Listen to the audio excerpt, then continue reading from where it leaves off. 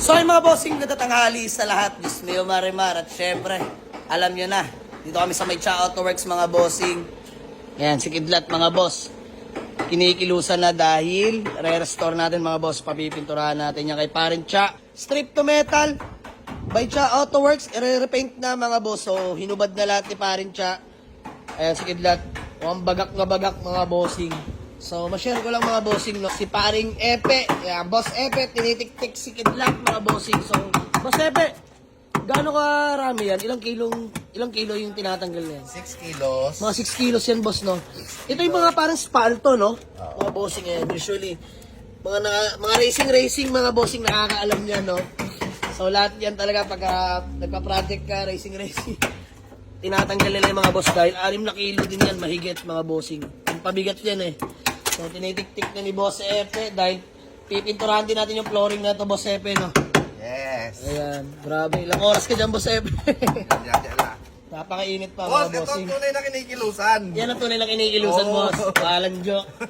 So, by the way, mga boss, upgrades kay Kidlat, no? Naka-RPF 1 na nga rin pala yan, mga boss. Tapos naka-coil sleeve. Ayan, 4 na yung coil sleeve. Kinonti-konti ko na, mga boss. Tapos naka-Recaro Racing seats na, mga bossing.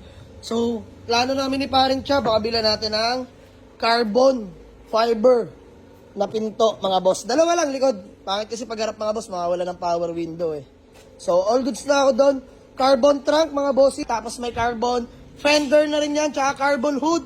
Carbon na natin si Kidlat, mga bossing, no? So, eto. Bibilan na rin natin ang carbon na pintuan. Likod, dalawa, mga bossing. So, yan lang. Ganito lang yung tsura ni Kidlat. Pero makisig pa rin yan, mga boss. Mamaya, pakita ko sa inyo paano umandar si Kidlat. So, shinare ko lang, mga bossing. Dami kasi nagtatanong sa atin kung asa na daw yung Project ESI natin na si Kidlat. Ito pa rin siya, mga bossing. Alive pa rin, no? So, ayan. Update lang konti, mga boss. So, yung bubong nito, mga boss, pinistrip na. Ayan.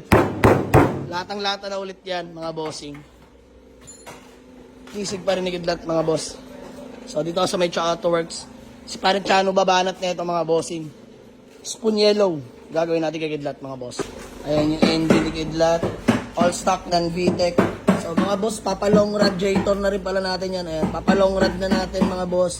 Tapos papa-electronic motors ko na rin yan, mga bossing. Mas maganda electronic na, no? Ayan.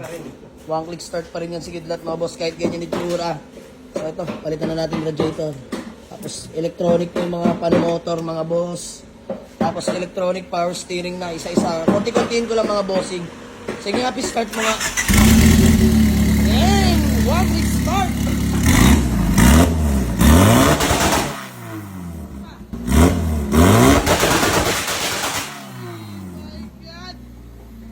Pakisig ka pa rin talaga, Kidlat. Diyos niyo, Marimar. Let's go!